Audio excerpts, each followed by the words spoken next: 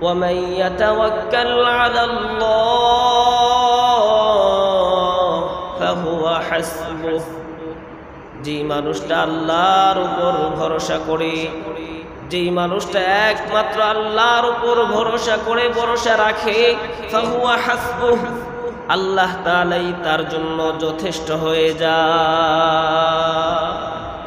দুনিয়ার কোনো কিছুর প্রয়োজন তার হয় না। দুনিয়ার সমস্ত আসবাবপত্র, সমস্ত মাখলুকাত হুকুম মানে কার? আল্লাহর হুকুম। এজন্য ভাই আমাদেরকেও ভরসা রাখতে হবে কার উপর? আল্লাহর হুকুম। আল্লাহর উপর ভরসা রেখে চলতে হবে। আমার নিজের জীবনটাকে সাজাইতে হবে আল্লাহর উপর ভরসা রেখে।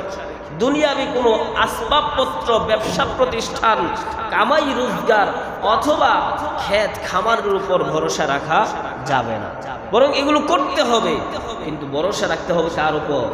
আল্লাহর। চেষ্টা করতে হবে রিজিক উপার্জনের জন্য, যথাসাধ্য চেষ্টা করব, কিন্তু ভরসা আমার সেই আসবাবপত্রের উপর হবে না, জিনিসপত্রের উপর হবে না, আমার রিজিকের মাধ্যমের উপর ভরসা হবে না। হঠাৎ একদিন আমি আমার সঙ্গীদেরকে নিয়ে ডাকাতি করার জন্য রাস্তার পাশে বসে রইলাম। রাস্তার পাশে বসে বসে গল্প গুজব করতেছি, আর ওই রাস্তার পাশে আমরা যেখানে বসেছি সেই জায়গার একটু দূরেই 3টা খেজুর গাছ ছিল। তার মধ্যে 2টা খেজুর গাছ ছিল সতেজ ফলদায়ক খেজুর গাছ, তরু তাজা কাঁচা পাকা খেজুর সেগুলোর মধ্যে ঝুলতেছিল। 2টা খেজুর গাছের পাশেই ছিল আরেকটা খেজুর গাছ, এটা ছিল মরা, এটা ছিল শুকনো, এটার মধ্যে কোনো ফল ফলাদি কিছুই ছিল না। ওই কুর্দি সরদার বলতেছে, আমি লক্ষ্য করে দেখলাম একটা পাখি কিছুক্ষণ পর পর ভালো ফলদায়ক গাছ থেকে একটা ফল ঠোঁটের মধ্যে করে নিয়ে যায়, আর শুকনা খেজুর গাছের উপরে গিয়ে সেই খেজুরটা রেখে আসে। কুর্দি বলতেছে, আমি তাকিয়ে রইলাম। এইভাবে 1বার 2বার 3বার করে করে ছোট্ট পাখিটা 10 বার 10টা খেজুর মুখে করে নিয়ে সেই শুকনো গাছের উপরে রেখে আসলো। আমার মনে হইল এই 10টা খেজুর গেল কোথায়? পাখি যখন যায় মুখে খেজুর নিয়ে যায়, আসার সময় সেটা তার মুখে থাকে না, সেই খেজুর কোথায় গেল এটা জানার জন্য আমার মনে আগ্রহ জাগলো। এই জন্য আমি কি করলাম, মরা খেজুর গাছের উপরে উঠলাম। উঠে এবার দেখি এই মরা খেজুর গাছের মাথায় একটা অন্ধ সাপ মুখটা খুলে হা করে বসে আছে, আর ওই পাখিটা বারবার পাকা পাকা খেজুরগুলো তার মুখে এনে দিতেছে।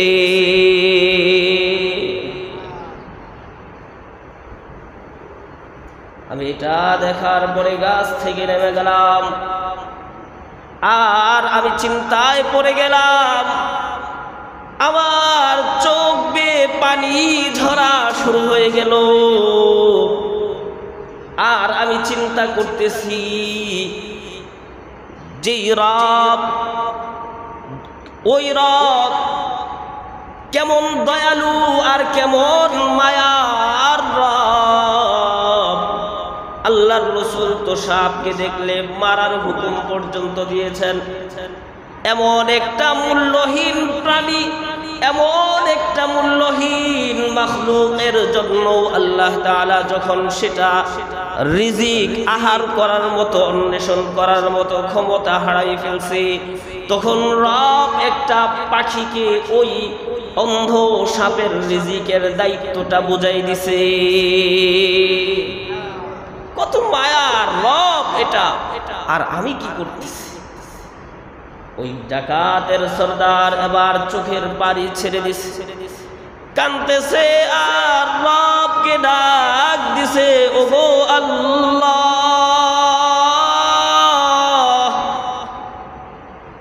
মূল্যহীন একটা মাখলুকের রিজিকের জন্য তুমি আরেকটা মাখলুককে তার খেদমতে লাগিয়ে দিয়েছো।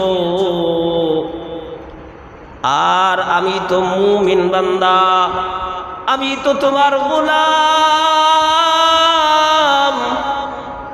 আমি তোমার আশরাফুল মাখলুকাতের একজন সদস্য। তুমি আমাকে বুঝি এই মানুষের সম্পদ লুণ্ঠনের কাজে লাগাই দিছো। হইতে পারে আমার কোনো অপরাধের কারণে তুমি আমাকে এই কাজের মধ্যে লাগাই রাখছো। ওগো আল্লাহ, এই মুহূর্তে আমি তওবা করতেছি, জীবনে আর কোনোদিন মানুষের সম্পদ লুণ্ঠন করব না। আমাকে মাফ করে দাও, আমাকে মাফ করে দাও। ডাকাতের সর্দার বুদ্ধি মানুষটা যখন এইভাবে চিৎকার করতেছে আর আল্লাহর কাছে ক্ষমা চাইতেছে, তখন আসমান থেকে আওয়াজ আসছে, যা বান্দা, তোর জিন্দেগীর সমস্ত গুনাহ আমি মাফ করে দিলাম।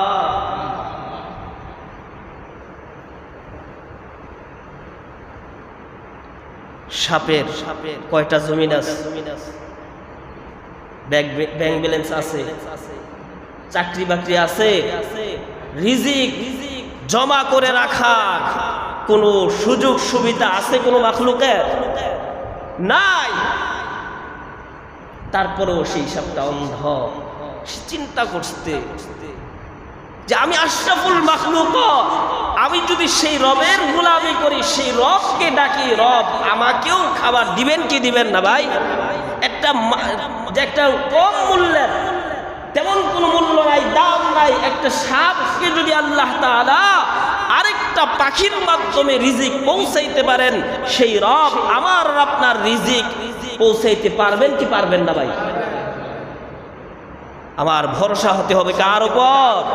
আল্লাহর উপর। এবার সেই ডাকাতদের সর্দার নিজের যেই তলোয়ার ছিল ডাকাতি করার বড় মাধ্যম, সেটাকে ভেঙে ফেলে দিল। আর চোখের পানি ঝরতেছে। এই অবস্থায় তার সাথী সঙ্গীদের কাছে আসলো।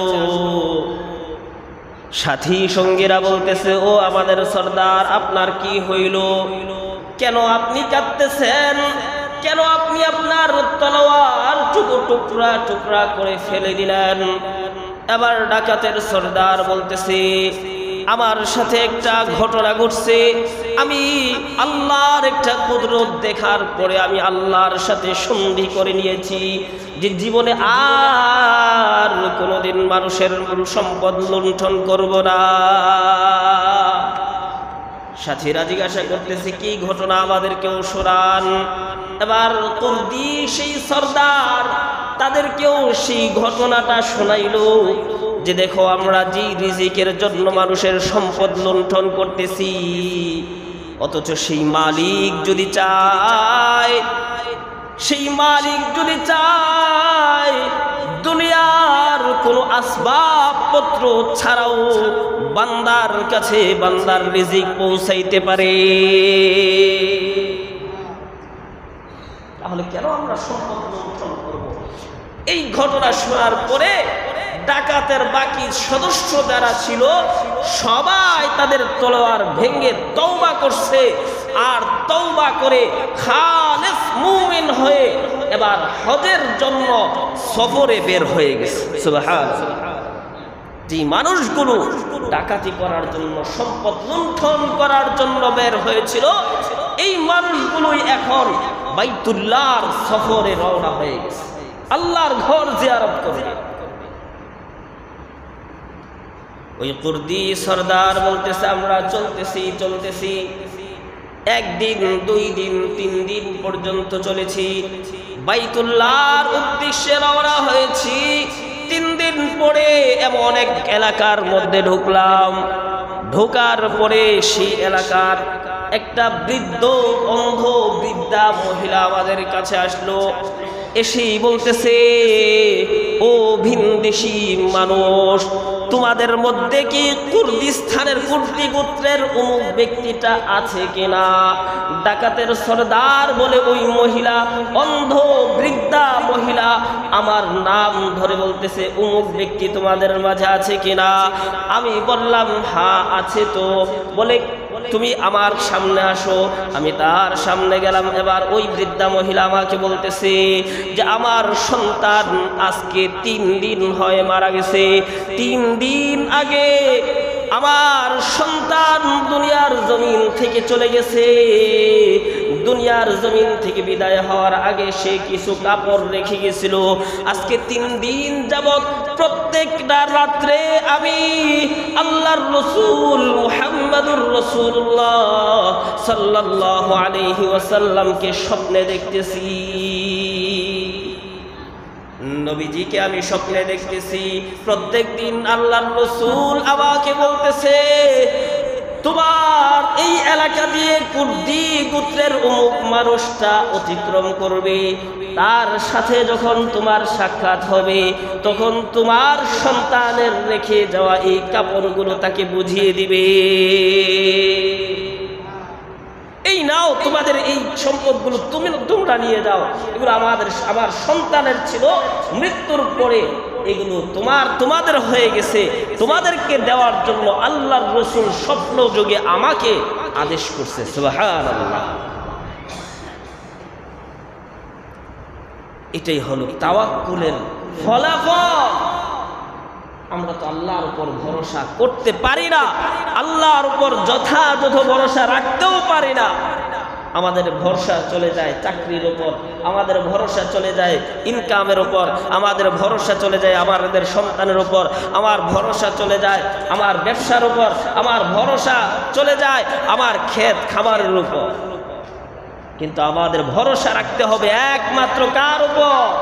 আল্লাহর উপর। সবচেয়ে বড় ভরসা সেটা। বাকি আমার যে পেশা, হালাল যে পেশা, সেটাকে কদর করতে হবে, সেটাকে অবমূল্যায়ন করা যাবে না। আমি কৃষি কাজ করি, সেটাকে মূল্যায়ন করতে হবে। আমি ব্যবসা বাণিজ্য করি, আমার সেই ব্যবসা বাণিজ্যকেও মূল্যায়ন করতে হবে। তবে সেটাকে আল্লাহর হুকুমের চেয়ে বড় মনে করা যাবে না। আল্লাহর হুকুমটাই সবচেয়ে বড়, আল্লাহর উপর ভরসাটাই সবচেয়ে বড়। আল্লাহ তাআলা চাইলে আমার এই সব আসবাবপত্র ছাড়াও আমাকে খাওয়াইতে পারেন। এই সব আসবাবপত্র ছাড়াই আল্লাহ তাআলা আমাকে আপনাকে লালন পালন করতে পারেন, জীবিত রাখতে পারেন। এটাই বলছে, ওয়া আলা রাব্বিহিম ইয়াতাওয়াক্কালুন। খাঁটি মুমিন, খালেস মুমিনের 1 নম্বর বৈশিষ্ট্য হলো ইযা যুকিরাল্লাহু ওয়াজিলাত কুলুবুহুম। যখন তাদের সামনে আল্লাহর কথা স্মরণ করা হয়, তাদের ওয়াজিলাত কুলুবুহুম, তাদের অন্তরের মধ্যে এক প্রকার ভয় সঞ্চার হয়, সৃষ্টি হয়, তৈরি হয়। আর ওয়াইদা তুলিয়াত আলাইহিম আয়াতুহু, যখন মুমিনের সামনে কোরআনুল কারীমের আয়াত তেলাওয়াত করা হয়, তখন মুমিনের ঈমান বাড়তে থাকে। 3 নম্বর বৈশিষ্ট্য, আলা রাব্বিহিম ইয়াতাওয়াক্কালুন। একমাত্র তারা তাদের রবের উপর ভরসা করে। এজন্য আমাদেরকেও ঠিক এই বৈশিষ্ট্যগুলো অর্জন করা দরকার। আমি যদি দেখি যে আল্লাহর আযাবের কথা আলোচনা হয়েছে, কিন্তু আমার মনে ভয়ের সঞ্চার হয় নাই, ভয় আসে নাই, তাহলে বুঝতে হবে আমার ঈমান এখনো পরিপূর্ণ হয় নাই। যদি কোরআনুল কারীমের তেলাওয়াত চলতেছে, তেলাওয়াত হচ্ছে, আমি শুনতেছি, আমি মজা পাই না, আমার ঈমানের মধ্যে তারাক্কি হয় না, উন্নতি হয় না, তাহলে বুঝতে হবে আমার ঈমান এখনো পরিপূর্ণ হয় নাই। আবার যখন আমি কোনো কাজ করতে যাব তখন যদি আমার আল্লাহর উপর ভরসা না থাকে তাহলে বুঝতে হবে যে আমার ঈমান এখনো পরিপূর্ণ হয় নাই। ভরসা করার অর্থ আবার এটা বুঝেন না যে হাত পাও সব কিছু বেঁধে ঘরের মধ্যে বসে থাকবো, এটা ভরসা করার অর্থ নয়। অর্থ হলো যে আল্লাহর হুকুমকে সবচেয়ে বড় মনে করতে হবে এবং আল্লাহর হুকুমের সামনে বাকি সব কিছুকে তুচ্ছ মনে করতে হবে। আল্লাহর রাসূল সাল্লাল্লাহু আলাইহি ওয়াসাল্লাম এর সামনে এক সাহাবী আসছেন, দূর থেকে সফর করে আসছেন। তখন আল্লাহর রাসূল বলছেন যে তুমি আগে তোমার গাধাটাকে বাঁধো, এরপরে আল্লাহর উপর ভরসা করো। গাধাকে ছেড়ে দিবা আর আল্লাহর উপর ভরসা রাখবা, এটা হবে না। বরং তোমার যতটুকু সাধ্য বৈধভাবে ততটুকু অবলম্বন করো, এরপরে তুমি আল্লাহর উপর ভরসা রাখবে। উয়ুনুল হিকায়াত নামক কিতাবের মধ্যে আল্লামা ইবনুল জাওজি রাহমাতুল্লাহি আলাইহি এমন আরেকটা ঘটনা আনছেন।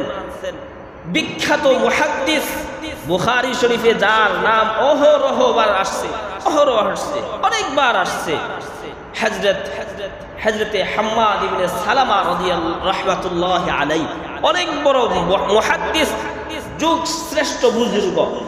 ওনার একটা ঘটনা, এটা এই জন্য বলতেছি যে ভরসা কিভাবে আমরা করব, কি পরিমাণ আল্লাহর উপর ভরসা করা চাই, এটা এই উদাহরণ থেকে আমাদের বুঝে আসবে।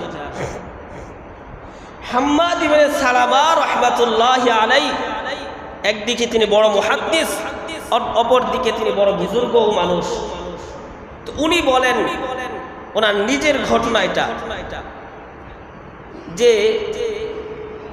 বর্ষার সৃজনে এক বছর প্রচুর পরিমাণে বৃষ্টি আমাদের এলাকায় শুরু হয়ে গেল। এবার প্রচুর পরিমাণে বৃষ্টির কারণে আমাদের পাশে একজন বিধবা মহিলা থাকতো, যেই মহিলাটা স্বামী ছিল না, কিন্তু মেয়ে কন্যা সন্তান, কয়েকটা কন্যা সন্তান, ইয়েতিম কন্যা সন্তান ছিল। তো এবার এই বৃষ্টি যখন শুরু হয়েছে তখন আমি এক সময় শুনতে পাই যে ওই মহিলা ঘর থেকে খুব জোরে জোরে চিৎকার করে করে বলতেছে, ইয়া রাফিক ইরফাক বি।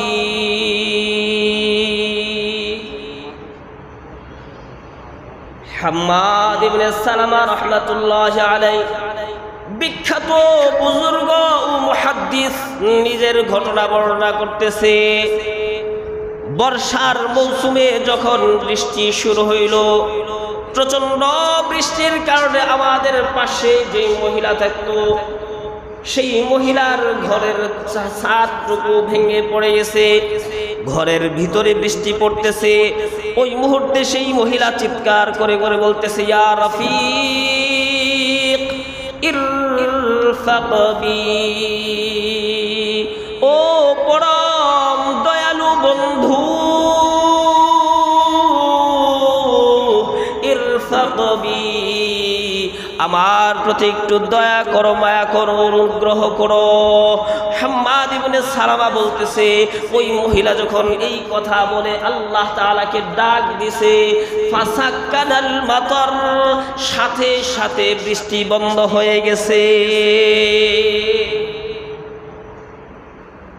প্রতিবেশীর এমন বিপদ দেখে হাম্মাদ ইবনে সালামা বলতেছেন, আমি আমার ঘরে থাকা 10টি স্বর্ণ মুদ্রা দিনার একটা থলির ভিতরে নিলাম। এই থলিটা নিয়ে সাথে সাথে আমি ওই বিধবা মহিলার বাড়িতে চলে গেলাম। বাড়িতে যাওয়ার পরে দরজার মধ্যে আঘাত করলাম। ভিতর থেকে মহিলা বলতেছে, আল্লাহুম্মা জাআলহু হাম্মাদ, হইতে পারে এই মানুষটা হাম্মাদ। হাম্মাদ ইবনে সালামা ছাড়া মানুষের বিপদে এত দ্রুত গতিতে আর কেউ ছুটে আসে না।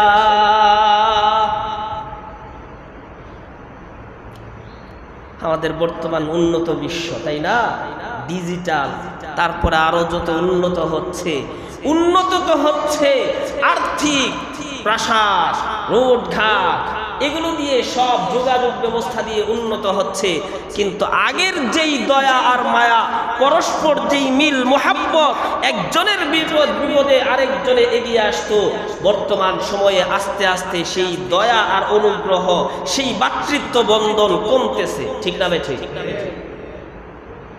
এখন মানুষ বিপদ পড়লে ধরতেও, কাছে যাইতেও ভয় পায়। কিন্তু না, প্রতিবেশী বিপদে পড়ছে। আল্লাহর রাসূল হাদিসের মধ্যে বলছেন যে প্রতিবেশীর অধিকার এত বেশি, এত বেশি, জিবরিল আলাইহিস সালাম আমাকে এত বেশি তাকিদ করতেন, মনে হচ্ছিল যে প্রতিবেশীকে আমার নিজের ওয়ারিস, সম্পদের ওয়ারিস বানায় দিলেন। এত বেশি গুরুত্ব দিতেন জিবরিল আমার কাছে এই প্রতিবেশীর অধিকার। আজকে আমাদের সমাজের মধ্যে এই বিষয়গুলো উঠে যাচ্ছে। এগুলো ইসলামের সৌন্দর্যমণ্ডিত বিষয়, ইসলামের সৌন্দর্য এগুলো। একজন প্রতিবেশী তার প্রতিবেশীর সাথে সুন্দর আচরণ করবে, হোক সে ভাই, হোক সে ভিনদেশী, তার প্রতিবেশী। সুতরাং প্রতিবেশীর কোনো কষ্ট হয় এমন কোনো কাজ করা যাবে না। ইসলাম এটাকে নিষেধ করছে, আল্লাহর রাসূল এটাকে নিষেধ করছেন। তুমি তোমার ঘরের ভিতরে এমন কোনো কাজ করতে পারবে না যেই কাজের কারণে তোমার প্রতিবেশী কষ্ট পায়, এমন কোনো কাজ করা যাবে না। কিন্তু আজকে আমাদের সমাজের মধ্যে কোনো অনুষ্ঠান আসলে এত জোরে জোরে সাউন্ড বক্স বাজানো হয়। কোনো অসুস্থ মানুষ যদি থাকে আশেপাশে, তাহলে 10 দিন 1 মাস আগেই মারা যাওয়ার কথা। এত জোরে জোরে যুবকরা আনন্দ উল্লাস, অথচ আরেকজনের ক্ষতি হচ্ছে, আরেকজনের কষ্ট হয়। হাম্মাদ ইবনে সালামা বড় বুজুর্গ আর মুহাদ্দিস, তার প্রতিবেশী অসহায় মানুষ যখন বিপদের মধ্যে পড়ে গেছে, হাম্মাদ ইবনে সালামার সাথে সাথে 10 দিনার থলির মধ্যে নিয়ে দৌড় দিছে, ওই মহিলার বাড়িতে চলে গেল। আর দরজা খোলার পরে এবার হাম্মাদ ইবনে সালামা মহিলার হাতে দিয়ে বলতেছে, ইনতাফিই বিহাদিহি, যাও তুমি আমার এই টাকাগুলো তোমার কাজে ব্যবহার করবে, তোমার প্রয়োজনে খরচ করে না। আর বর্তমান সময়ে যত সময় যাচ্ছে ততই মানুষ যখন বিপদে পড়ে, তখন মানুষ আর লুট করার ফিকিরে থাকে। বাড়িঘর, একজন মানুষের বাড়িতে আগুন লাগছে, তো সেখানে আগুন নিভাবে তো দূরের কথা, বরং ঘরের মধ্যে কি কি দামি আসবাবপত্র আছে সেগুলো আগুন লুণ্ঠন করা শুরু করে দেয়। ঠিক না বেঠিক? শুধু আমাদের বাংলাদেশে যে এমনটা হয় তেমন না, উন্নত রাষ্ট্র ইউরোপ, আমেরিকা, সেখানে এগুলো আরো বেশি হয়। কেন? তার কারণ হলো ইসলামের আদর্শ থেকে অনেক অনেক দূরে সরে যাচ্ছে মানুষ। যত দূরে সরে যাবে সমাজের মধ্যে বিশৃঙ্খলা আর অশান্তি তত বেশি বাড়তে থাকবে।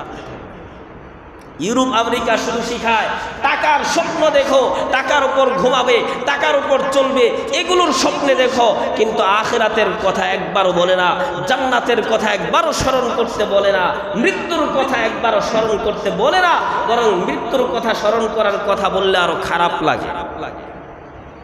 কিন্তু মুমিন মৃত্যুকে ভালোবাসবে, মুমিন মৃত্যুকে ভালোবাসবে, মৃত্যুর জন্য 24 ঘন্টা প্রস্তুত হয়ে থাকবে। এটা হবে একজন মুমিনের বৈশিষ্ট্য। হাম্মাদ ইবনে সালামা যখন এই কথা বললেন, ইনতাফিই বিহাদিহি, এই টাকাগুলো তুমি তোমার কাজে ব্যবহার করতে পারো, নাও এই টাকাগুলো তুমি নিয়ে যাও। ঠিক ওই মুহূর্তে ঘর থেকে একটা মেয়ে বের হয়ে আসছে, ছোট্ট মেয়ে। হাম্মাদ ইবনে সালামার সামনে এসে বলতেছে, ইয়া হাম্মাদ, তাতাআররাদু বাইনানা ওয়া বাইনা রাব্বিনা, আপনার কি হলো? আপনি কেন আমাদের আর আমাদের রবের মাঝে ঢুকে গেলেন? আমাদের যত আবদার আবেদন, আমাদের যত অভিযোগ, সব কিছু আমরা আল্লাহর কাছে করেছি, সুতরাং মাঝখানে আপনার আসার প্রয়োজন ছিল না। দেখেন, এই জায়গায় আমাদের শিক্ষণীয় বিষয় হলো যে একটা ছোট্ট বাচ্চাকে কেমন তাওয়াক্কুল মা শিখাইছে, কেমন আল্লাহর ভয়, আল্লাহর উপর ভরসা করা শিখাইছে, যে সেই ছোট্ট মহিলাটা হাম্মাদ ইবনে সালামাকে এসে বলতেছে, আপনি কেন মাঝখানে আসলেন? আমরা তো আল্লাহর কাছে সব অভিযোগ করেছি, আল্লাহ তাআলাই তো আমাদের সমস্ত অভিযোগের কথা শুনেন, আল্লাহ তাআলাই নিজ কুদরতিভাবে আমাদের সমস্যার সমাধান করতে পারেন, কিন্তু আপনি কেন মাঝখানে আসলেন? কেমন তাকওয়া, কেমন আল্লাহর উপর ভরসা শিখাইছে। আমরা কি আমাদের সন্তানদেরকে সেটা শিক্ষা দিতে পারছি? পারি না। বরং আমরা শিক্ষা দিতে পারছি এটা যে টাকা ছাড়া কিছু হয় না, সম্পদ ছাড়া কিছু হয় না। তুমি সম্পদ উপার্জন করো, নামাজ ঠিক থাকলে থাকলো, না থাকলে নাই, তোমার আল্লাহর পরিচয় তোমার ভিতরে থাকলে থাকলো, না থাকলে নাই, দ্বীন ও ইসলাম থাকলে থাকলো, না থাকলে নাই, সেগুলোর পরোয়া আমরা করি না। আমরা শুধু সন্তানদেরকে দুনিয়ার আরাম আয়েশটাই শিক্ষা দিতেছি। আফসোসের বিষয়, এগুলো থেকে আমাদেরকে সতর্ক হতে হবে। আমাদেরকে আল্লাহর পরিচয় সন্তানকে শিখাইতে হবে, আল্লাহর উপর তাওয়াক্কুল শিখাইতে হবে। হাম্মাদ ইবনে সালামা এবার বলতেছে, ছোট্ট মেয়ে বাচ্চাটা তার মাকে ডাক দিয়ে বলতেছে, ইয়া উম্মা, ওগো আমাদের মা, আমাদের যত অভিযোগ, আমাদের যত আবদার আবেদন, সবগুলো তো আমরা আমাদের রবের কাছে, মনিবের কাছে বলে দিয়েছি। সুতরাং আল্লাহ তাআলা হয়তোবা আমাদের কাছে কখনো কখনো দুনিয়া আমাদের পায়ের তলে দিয়ে দিবেন, আর পরীক্ষা করবেন যেন আমরা দুনিয়া পেয়ে আমাদের রবের দরবার ছেড়ে দেই, রবের দরজা থেকে ফিরে যাই। কিন্তু না মা, দুনিয়া আমাদের পায়ের নিচে চলে আসতে পারে, কিন্তু রবের দরবার, রবের দরজা কোনোদিন ছাড়া যাবে না। ছোট বাচ্চার শিক্ষা দেয়। আর আমাদের শিক্ষা হলো যে চলো বিপদে পড়ছি, কয়দিন মসজিদে আসি, বিপদ শেষ আর মসজিদের সামনে দিয়েও যাই না। ঠিক না বে ঠিক? আমাদের অবস্থা এমন হয়ে গেছে,